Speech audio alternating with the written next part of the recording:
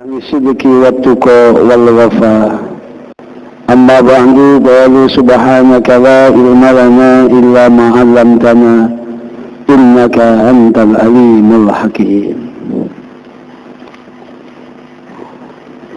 Pertama yang saya hormati BKM atau Tamir pengurus Masjid Jami Al-Ittihad Perumahan Grand Taman Sari Residen, Bapak Saudara Jawi dan rekan-rekan, Bapak Haji Ujang, sesepuh kita, Bapak Ustaz Suherman, Bapak atau AA, kemudian para asatidz yang lainnya, kemudian jamaah dari Gandaria, Burangking juga bisa hadir.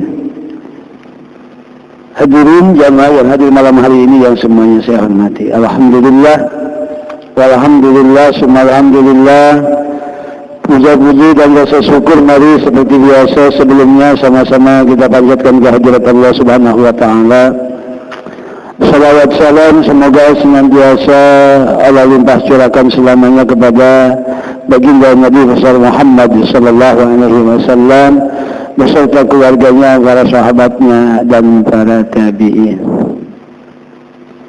Baik para jamaah sekalian, mari langsung saja kita lanjutkan kajian kitab Tauhid Syarah Fathul Qarib. Masih membahas tentang salat atau salat sunat. Sebagaimana kita ketahui bahwa terakhir kemarin malam Rabu yang lalu bahwa salat sunat muakkad itu ada 10 rakaat ya. 2 rakaat sebelum subuh, 2 rakaat sebelum zuhur, 2 rakaat ba'da zuhur, 2 rakaat ba'da maghrib dan 2 rakaat ba'da isya. Itu salat sunat rawatib yang muakkad. Masuk kategori salat rawatib ghair muakkad, seperti 2 rakaat sebelum zuhur tambahan, 2 rakaat tambahan sebelum zuhur, 2 rakaat tambahan setelah zuhur. Jadi menjadi 4 dengan muakkad-muakkadnya. 4 rakaat sebelum asar, 2 rakaat sebelum maghrib, 2 rakaat sebelum isya. Itu ghair muakkad. Terus kemarin sudah lanjut juga kepada salat nawafil muakkad, yaitu wasalasun nawafil muakkadat. Ada 3 salat sunat yang muakkad. Yang sudah dibahas kemarin adalah salatul lail atau salat tahajud. Yang pertama adalah ahadiyah salatul lail atau salat malam atau salat tahajud. Berarti ada 2 lagi yang belum dibahas, salat nawafil yang muakkad. Salat yang disunatkan dan sangat kuat disunatkannya namun tidak mengiringi salat fardu. Sebut salat nawafil. Yang kedua apa? Wasani salatud duha. Yang kedua salat sunat, salat nawafil, salat tambahan yang sangat penting yang Nabi tidak meninggalkan, yaitu salat duha. Kalau tahajud salatul lail, salat malam. Kalau salat duha ay salatul maf'ulatu fi waqti duha, yaitu salat yang dikerjakan pada waktu duha. Wa huwa awalun nahar. Waktu duha itu adalah awalnya siang. Awalnya siang itu waktu duha. Itu salat duha. Imam Al-Ghazali dipisah, berbeda antara salat duha dengan salat isyraq. Di salat isyraq itu ketika terbit matahari, setelah lewat beberapa menit, 10 menit atau 15 menit, itu salat isyraq. Nanti naik lagi kira-kira setumbak matahari jam 7 lah. Sekarang itu waktu mulai salat duha. Tapi kalau Ibnu Hajar Al-Haytami Justru beliau itu tidak memisahkan, tidak membedakan. Yang disebut salat isyraq yaitulah salat duha. Yang disebut salat duha yaitu salat isyraq. Itu juga gitu ya. Jadi itu juga salat duha dan salat isyraq adalah itu juga menurut Ibnu Hajar Al-Haytami.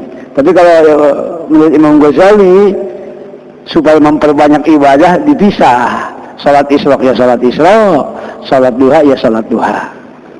Kita nggak berbicara salat isyraq, tapi kalau salat isyraq itu kan tidak masuk kategori muakkad, tapi yang muakkad adalah duha. Tapi sewaktu-waktu boleh kita ikut Ibnu Hajar Al-Haytami. Kalau kita umpamanya mau berangkat kerja, kadang tidak sempat salat duha, pas salat isyraq ya itulah salat duha kita sebelum berangkat kerja umpamanya. Itu seperti itu. Kalau sekarang itu mungkin terbit matahari jam berapa kira-kira sekarang? Di sini ada gak di atas? Terbit ada nggak? Biasanya ada kalau di aplikasi di handphone itu ada terbit itu sekarang jam 5.57, jam 6 kurang 3 menit. Habisnya waktu subuh itu jam 6 kurang 3 menit sekarang hari ini. Itu besok. Jadi kalau jam 6 kurang 10 menit masih ada waktu subuh gitu, belum habis. Jadi jam 6 kurang 3 menit. Nah, ditunggu sampai 10 menit atau 15 menit, jam 6 lewat seperempat, silakan, itu namanya salat isyraq. Kalau kita kerjanya berangkatnya pagi tengah 7, jangan salat isyraq, salat duha aja, ikut qaul Imam Ibnu Hajar Al-Haytami. Sebelum berangkat kerja, udah salat duha. Karena dikhawatirkan kalau udah berangkat kerja di tempat kerja itu nggak ada waktu untuk sholat duha karena istirahatnya kan siang, gitu. Takut keburu habis waktunya. Tidak apa-apa, silahkan. Sholat isyraq itu seperti itu, atau sholat duha seperti itu. Sayang kalau ditinggal sholat duha ini, karena sholat duha ini termasuk muakkad gitu ya. Termasuk muakkad, sama dengan salat tahajud ya, salat malam. Wa di waktu duha, waktunya waktu duha pagi, wa huwa awalun nahar, yaitu awal siang. Afdalnya itu seperempat siang ya. Jadi kalau seperempat itu kalau umpamanya terbit jam 6, terbenam jam 6 berarti jam 6 lewat lah gitu. Itu berarti kalau seperempatnya kurang lebih jam 9, tengah 9, afdolnya seperti itu. Afdolnya sholat duha itu kurang lebih tengah 9, jam 9 ya. Kalaupun tidak bisa dilaksanakan di masjid, dilaksanakan di mana saja tuh. Jadi yang berkaitan dengan waktu kadang lebih utama dibandingkan dengan yang berkaitan dengan tempat ya. Silahkan di mana saja. Jadi afdolnya tengah 9, tapi kalau memang sudah sudah terbit matahari, sudah naik, kalau pas terbitnya kan haram salat ya. Pas terbit matahari atau pas setelah salat subuh, kemudian pas terbit matahari kan itu waktu-waktu yang diharamkan. Nah, setelah itu ditunggu 10 menit, 15 menit, kemudian kita salat duha. Kalau kita mau kerja, kalau umpamanya di rumah isyraq ntar duha di tempat kerja, repot, udah ikut Ibnu Hajar aja, langsung sholat duha ya. Wa aqalluha rak'atani, dan minimalnya sholat duha itu rak'atani, 2 rakaat minimal gitu. Wa adna kamaliha arba'un, tapi minimal sempurnanya 4. Minimal pisan 2, kayak witir minimal pisan 1. Tapi sempurna minimal yang sempurna kan 3, witir kan begitu. Duha juga minimal yang sempurnanya 4 rakaat. Itu 4 rakaat. Fasitun atau 6 rakaat. Fasamanun, maka 8 rakaat. Wa hadhihi afdaluha, dan 8 ini adalah yang paling utama daripada sholat duha. Yang paling utama daripada sholat duha itu 8 rakaat. Kita Udah belum ini salat duha 8 rakaat nih? Biasanya kalau salat duha paling 2 rakaat itu. Ternyata batas minimal sempurna 4. Batas maksimal paling utama 8. 8 ya. Wa aktsaruha 12 rakaatan, dan maksimal paling banyak salat duha ada kaul yang menyebutkan 12 rakaat. Wa hadza mu'tamadun indal muhaddisin. Kalau menurut para ahli hadis itu 12 rakaat. Menurut para ahli hadis yang mu'tamad, yang jadi pegangan. Wa ammal mu'tamad indal fuqaha, adapun yang mu'tamad yang dijadikan pegangan oleh para ahli fikih, fa aktsaruha samanun. Maksimalnya 8 kalau menurut para ahli fikih 8, menurut ahli hadis 12.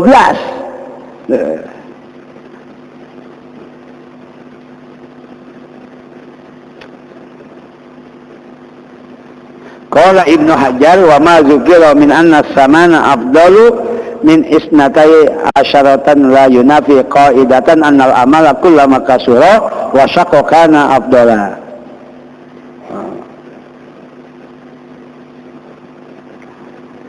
Menurut Ibnu Hajar, di antara pendapat ahli hadis itu 12 rakaat, sedangkan menurut pendapat beliau dan rekan-rekan ahli fikih itu 8 rakaat.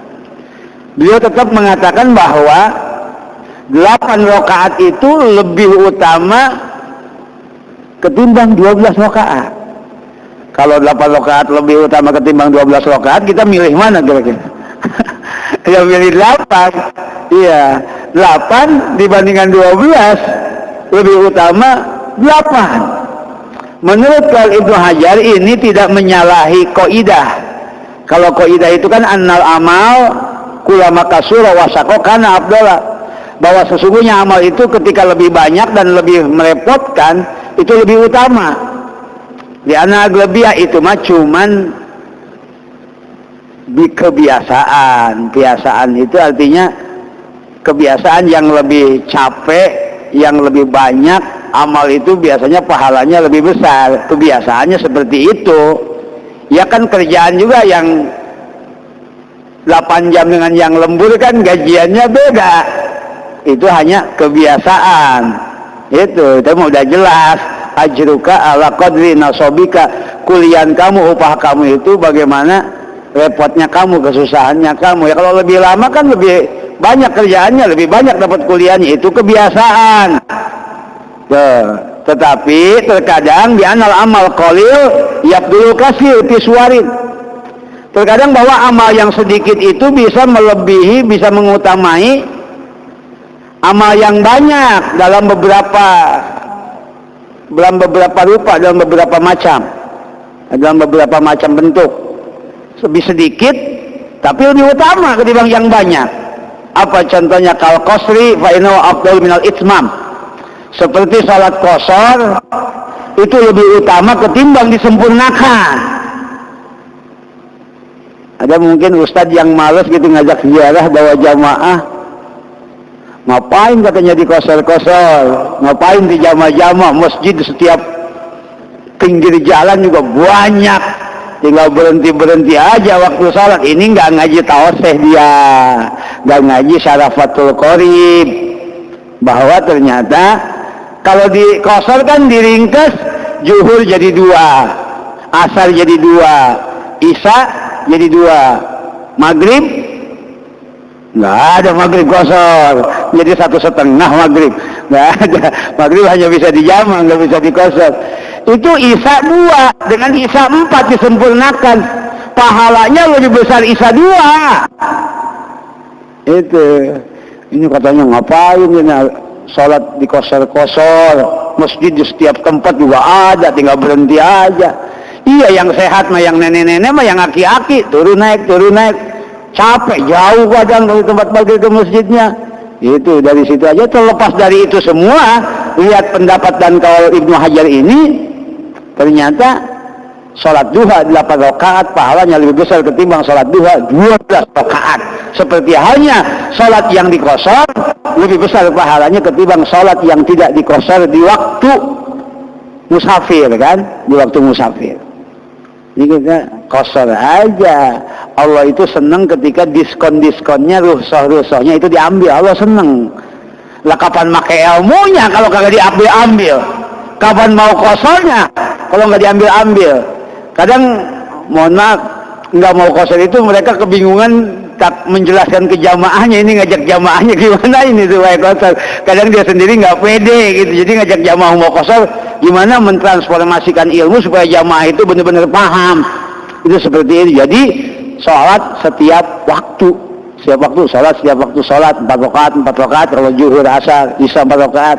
Ternyata kalah pahalanya dengan sholat yang diqasar yang menjadi 2 rakaat. Nah itu makanya Ibnu Hajar tetap kekeh bahwa 8 rakaat sholat duha lebih bagus ketimbang 12 rakaat sholat duha.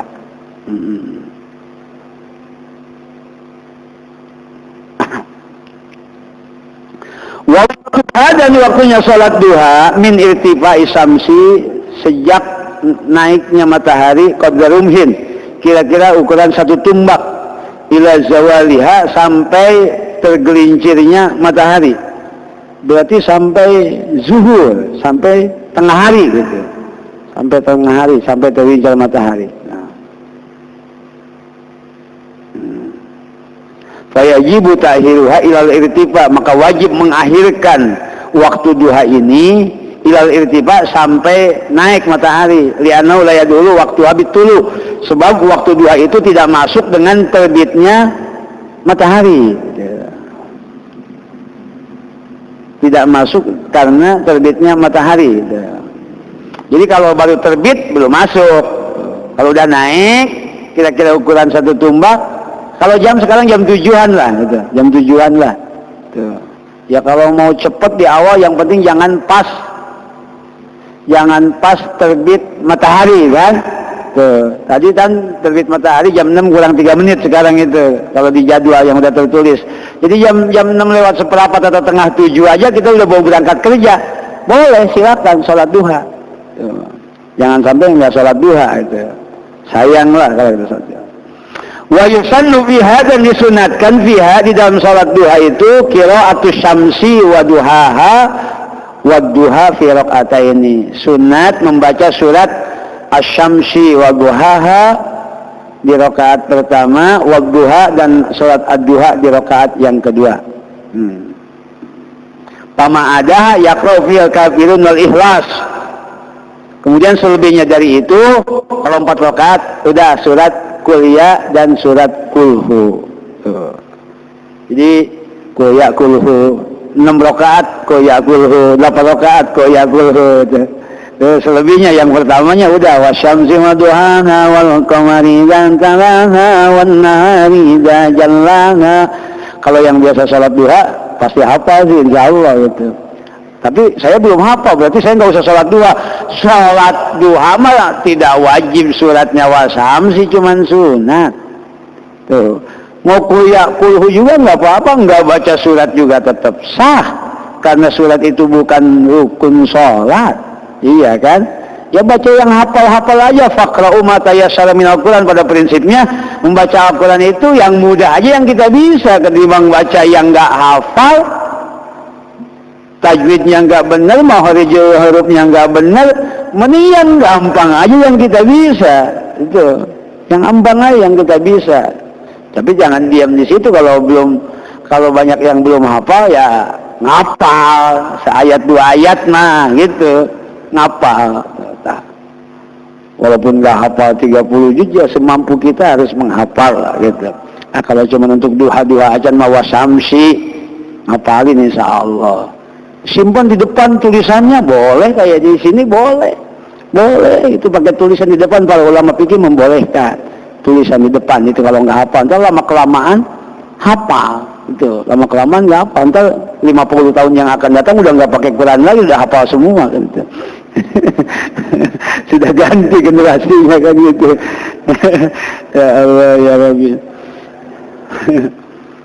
Ini sayang ya kalau kita umpamanya duha itu ditinggal, fadilahnya itu luar biasa. Di antara yang paling utama adalah salat untuk mendulang materi, mendulang harta. Kenapa seperti itu? Karena memang dari doanya kan, salat duha itu sholli sunnatad duha rakaataini Allahu akbar, 2 rakaat. Saya 4 rakaat sekaligus boleh enggak? Boleh. Sholli sunnatad duha 4 rakaatin Allahu akbar, boleh. Saya mau 8 sekaligus. Sholli sunnatad duha sama niata rakaatin sunnatad Allahu akbar, boleh. Boleh, cuman afdalnya dua-dua. Afdalnya dua-dua. Di kitab I'anah boleh tuh. Mau 8 rakaat 12 juga boleh sekaligus. Kalau mau mah, ya saking dibolehinnya 12 enggak, 2 enggak kan gitu ya. Itu boleh semua. Enggak juga berarti boleh itu emang mau murid kan seperti itu. Itu sayang itu ya. Kalau tanpa mengira salat duha. Jangan sholat duha mah tugas istri, kita kerja. Lain lagi, kesunahan itu bukan buat perempuan saja, setiap orang Islam setiap pagi itu sunat duha. Di antaranya itu para jamaah sekalian, di hadis-hadis itu, di hadis Muslim Abi Al-Ghifari itu meriwayatkan bahwa fadilah sholat duha itu adalah menutupi anjuran untuk mensedekahi setiap sendi yang ada di dalam tubuh kita. Dan setiap sendi yang ada dalam tubuh kita itu harus disedekahi, tiap sendinya itu kan. Itu diantara para ulama itu menyebutkan ada 360 sendi katanya yang ada di tubuh kita. Sendi itu kan bertemunya tulang dengan tulang gitu ya. Itu sendi-sendi itu ada 360. Itu harus disedekahi itu tiap hari. Pajaknya itu. Kita nggak gratis hidup ini. Summalatus alunna yauma idzin anin naim. Semua bakal ditanya. Ini apapun yang kita pakai pasti bakal ditanya. Itu termasuk kita mobil kena juga pajak ya, istilahnya motor kena pajak, tanah kena pajak, rumah kena pajak, penghasilan kena pajak. Ya ternyata Allah juga meminta bahwa setiap sendi yang ada dalam tubuh kita itu walaupun tidak wajib dianjurkan untuk disedekahi. Tuh. Kalau 360 sendi, kalau satu sendinya 1.000 perak deh, tiap hari 360.000 lah, mabok kita. Nah itu untuk menutupi 360 sendi tadi, rakaatani minad duha, 2 rakaat dari salat duha itu menutupi keharusan mensedekahi 360 sendi tadi. Tuh, dengan 2 rakaat salat duha tadi gitu. Itu. Bahkan kalau ketika habis perang menang dapat harta rampasan namanya ghanimah gitu ya. Kalau sendiri perang dapat harta rampasan namanya harta fe. Kalau bareng-bareng ghanimah. Itu senang, para jamaah itu kan senang kan. Para pasukan itu senang dapat ghanimah dibagi-bagi oleh Rasul kan seperti itu. Nah kata Rasul, ada yang lebih besar nilainya ketimbang harta ghanimah ini apa? Yaitu salat duha walaupun hanya 2 rakaat. Seperti itu. Kemudian di hadis yang lain itu banyak juga di kitab-kitab disebutkan, di Sahih Jami itu disebutkan bahwa orang yang salat duha Allah akan buatkan apartemen istana lah di surga.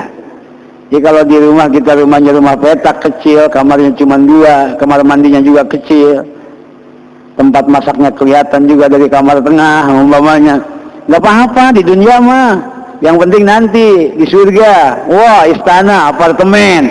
Iya, cuman syaratnya sholat duhanya jangan ditinggal gitu. Sholat duhanya jangan ditinggal. Bahkan para jamaah sekalian, pahala sholat duha itu luar biasa pahalanya adalah kalau orang umpamanya sholat fardu datang dari rumah sudah berwudu, ya kan? Man kharaja min baitihi mutatahhiran liadain maktubatin kana afdala atau kana afdala minal haji makbulan wa mabruran, kan seperti itu dalam hadis ya, bahwa barang siapa atau man kharaja min baitihi mutatahiran biadain maktubatin kana ajruhu ka ajri hajjil muhrim. Seperti itu redaksi hadisnya. Barang siapa yang keluar dari rumah dalam keadaan sudah berwudu, wudunya di rumah, ke masjid datang untuk sholat fardu berjamaah, maka itu pahalanya sama dengan pahala orang yang sedang ibadah haji dalam keadaan berihram. Kan seperti itu. Nah, orang yang sholat duha itu sama dengan orang yang melaksanakan ibadah umroh. Nah, jadi yang nggak punya uang mau umroh itu sholat duha aja dibanyakin, itu pahalanya sama dengan sholat umroh. Nah, pahalanya sama dengan umroh. Kalau pergi umroh diajak sholat sunat di Masjid Quba, kan ada hadis lagi bahwa sholat sunat 2 rakaat di Masjid Quba sama dengan umroh. Umroh lagi, sholat duha juga, jadi 2 umrohnya. Umroh sholat duha dan umroh dari pahala sholat sunat di Quba, di Masjid Quba. Kan seperti itu. Itu kan suka diajak itu sama travel itu ya. Mudah-mudahan deh yang udah mau yang belum bisa pada kesana lagi. Amin ya Allah ya Rabbal Alamin. Yang paling utama adalah ampunan dosa. Ampunan dosa. Ampunan dosa. Orang yang sholat duha itu, yang kita familiar itu taunya kita sholat ekonomi aja gitu. Padahal sholat duha itu bukan hanya sholat ekonomi. Di dalam hadis riwayat Imam Tirmizi itu disebutkan bahwa orang yang sholat duha walaupun hanya 2 rakaat itu diampuni dosanya walaupun dosanya sebanyak buih di lautan. Itu seperti itu, sebanyak buih di lautan. Kalau di dalam hadis Muslim bahkan disebutkan bahwa ciri orang yang sungguh-sungguh di dalam taubat, dia itu akan rajin sholat duha. Kalau taubatnya udah benar, duha nggak bakal ditinggalin. Iya cirinya diampuni dosa ya itu tadi sholat duha 2 rakaat, bukan sholat taubat, sholat duha 2 rakaat menghapus dosa walaupun sebanyak buih di lautan. Dan di hadis Imam Muslim bahkan itu tanda orang yang bertaubat itu adalah sholat 2 rakaat ketika di hadisnya itu onta itu terbangun karena sorotnya teriknya matahari, sholat duha maksudnya. Itu di hadisnya seperti itu. Jadi kalau pengen diampuni dosa, kalau pengen emang udah mulai benar-benar pengen ibadah, ngurang-ngurangin dosa, ya itu sholat duha. Pantas ulama itu menyebutkan talabna tarkad dzunub fawajadnahu fi salatid duha. Itu begitu ulama menyebutkan.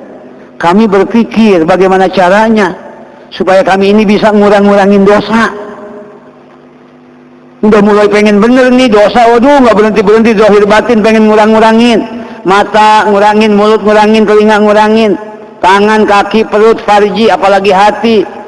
Ya, ngurang-ngurangin dosa, bahkan berhenti dari dosa. Gimana caranya? Ternyata ulama menyebutkan fawajadnahu fi salatid duha. Kami menemukan resep untuk bisa berhenti dari berbuat dosa adalah dengan merajinkan diri melaksanakan salat duha. Jadi kalau orang udah punya komitmen pengen ngurangin atau berhenti dari dosa, pengen taubatan nasuha, pengen diampuni dosa, nggak bakal tuh tinggal salat duha, nggak bakal. Berarti orang kalau udah salat duha, ini orang udah serius nih ibadah nih, udah serius, udah mulai pengen bener nih. Tapi kalau duhanya aja belum, oh berarti masih jauh, belum pengen ini benar-benar. Berarti masih cuek dengan dosa yang banyak dilakukan. Padahal ternyata duha tersebut rem daripada perbuatan dosa. Ya itu ulama seperti itu. Talabana tarkad dzunub fawajadnahu fi salatid duha. Aku mencari bagaimana caranya bisa meninggalkan dosa, aku temukan di dalam salat duha. Wa talabna dia al-kubur fawajadnahu fi salatil lail. Kemudian kami mencari-cari bagaimana caranya umpamanya nanti satu saat masuk alam barzah, kami ingin terang, tidak gelap di alam kubur, kami menemukannya kata ulama fi salatil lail pada sholat malam, sholat tahajud. Duh, kalau pengen nanti di alam kubur terang, sholat malam yang nerangin, ya. Duh. Wa talabna jawab munkarin wa nakirin, fawajadnahu fi qiraatil Qur'an. Kami mencari bagaimana caranya supaya bisa menjawab pertanyaan munkar nakir. Ternyata kami menemukannya dengan cara rajin membaca Al-Quran. Itu rajin membaca Al-Quran adalah resep supaya bisa menjawab pertanyaan munkar nakir nanti di alam kubur, ya. Itu. Wa talabna al-ubur ala surat fa wajadnahu fi shadaqah was shaum. Kemudian juga kami mencari bagaimana caranya nanti di hari kiamat ada 50 pos yang harus dilewati. Pos pemeriksaan, satu pos standarnya 1000 tahun. Satu hari di akhirat Mikdalu alfasana 5 ta'udun, ukuran 1000 tahun di dunia, kan seperti itu. Sirat juga satu benang atau yang dibentangkan di atas neraka, di bawahnya api menyala-nyala, lebih tajam daripada pedang, lebih kecil ketimbang rambut dibelah 7, lewat di situ. Itu malaikat nimpugin biar jatuh. Itu datar 1000 tahun, nanjak 1000 tahun, turun 1000 tahun. Bayangkan bisa lewat di situ 3000 tahun berjalan di jalan yang seperti tanpa pertolongan Allah. Bingung ini ulama, gimana caranya? Fawajadnahu fi shadaqah wa shaum. Ternyata solusi resep supaya bisa selamat di situ adalah dengan banyak sedekah dan banyak puasa sunat. Dipegangin nama sedekah, dipegangin nama puasa sunat. Dibawa terbang di saatin wahidatin yang ukuran 3000 tahun cukup 1 jam sampai. Tuh, dipegangin nama sedekah, dipegangin nama puasa sunat. Itu begitu. Wa talabna zillal arsy, kata ulama, bahwa jadnahu fil khalwati. Kemudian para ulama mengatakan kami juga berpikir bagaimana nanti ketika dikumpulkan di padang mahsyar. Matahari didekatkan hanya 2 mil. 2 mil itu 1 mil itu kurang lebih 1,5 kilo. Kalau 2 mil berarti kurang lebih 3 kilo. 3 kilo, bayangin jarak matahari 3 kilo.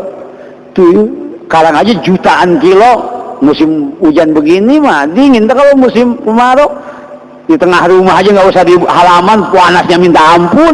Itu jutaan kilo. Orang keringatnya ada yang wates betis, wates lutut, wates paha, wates dada, wates leher, ada yang kelelep, tergantung bagaimana dosanya. Tapi ada orang-orang yang oleh Allah diberikan fasilitas VIP, enak, adem, ayem, udah di sini aja, yang lain kepanasan. Nih ada ruangan AC-nya enak, nih jamuannya, nih pelayannya. Tuh, dapat naungan aras dari Allah, tidak ada naungan lindungan kecuali naungan aras. Itu bagaimana caranya? Fawajadnahu fil khalwah. Ternyata itu bisa ditemukan dengan cara khalwah. Khalwah itu adalah ibadah menyendiri tanpa ada orang lain. Itu khalwah. Bukan khalwah berdua sama pacar, bukan, itu mau khalwah haram namanya itu. La yahluwanna rajulun wa imra'atun illa wa ma'azu mahramin. Tidak boleh berkhalwah seorang laki-laki yang bukan mahram dengan perempuan yang bukan mahram, kecuali ada mahram yang ada di situ, harus bertiga. Jadi kalau anak muda bawa pacarnya haram, kecuali emaknya ikut di tengah nyelip, gitu kan. Jadi kalau bawa pacarnya doang haram, gitu kan, seperti itu. Iya kan, seperti itu, nggak boleh cuman berdua-duaan aja. Nah, maksud khalwah di sini bukan khalwahnya itu dia hanya berdua berkhalwah dengan Allah di keheningan malam, termasuk duha. Duha juga termasuk khalwah. Kita duha kan nggak ada yang tahu.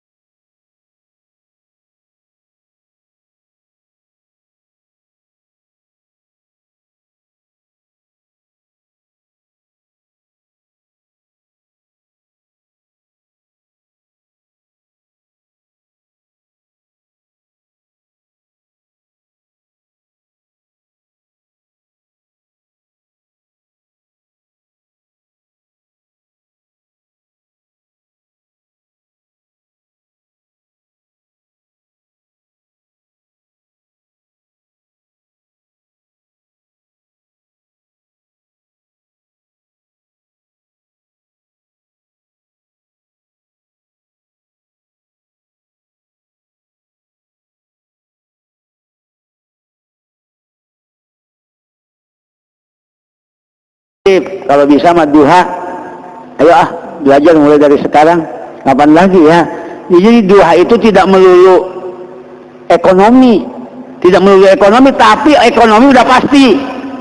Kalau ekonomi udah pasti, karena dari doanya Allahumma in kana rizqi fis sama fa'anjilhu, ya Allah, kalau rizkiku masih di langit turunkan. Wa in kana fil bahri fa'atlihu, kalau masih di laut keluarkan. Wa in kana fil ardi fa'uju, kalau masih di dalam tanah munculkan. Wa in kana asiran, apabila masih susah fayassirhu, mudahkan. Wa in kana qalilan fakasirhu, wa in kana sedikit banyakkan ya Allah.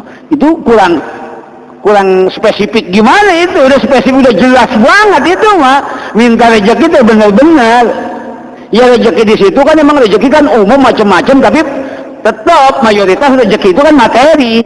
Walaupun makna rezeki itu bisa jadikan teman ngaji, teman baik, iya kan, kesehatan segala macam. Iya kan, rezeki juga, tapi tetap makna utama rezeki tidak bisa keluar daripada yang diutamakan adalah materi. Tidak apa-apa, silakan, bagus, nggak ada salahnya kita. Oh kalau begitu kita kayak minta dunia. Nabi yang ngajarin. Emang doa dari siapa? Doa dari siapa? Dari Nabi. Nggak usah jauh-jauh, sholat fardu aja, sholat fardu kalau duduk di antara dua sujud. Dan diketemukan kalau nyampe, kan beres ini nanti ngebahas tentang syarat sah salat, baru rukun salat. Itu ada duduk di antara dua sujud, baca Rabbighfirli warhamni wajburni. Emang apa itu wajburni artinya? Wajburni itu boleh dilihat kalau di Sarah Safina dikasih patus saja, wa'atini malan katsira. Artinya itu, ya Allah berikan kami harta yang banyak. Makna wajburni itu begitu. Makanya pas wajburni fokus dong, fokus pada wajburni gitu. Ini mah kayak nggak butuh, tapi ini kayak kurang gitu, ini kurang serius. Ini bahwa wajburni, besok angsuran rumah, angsuran mobil, angsuran motor.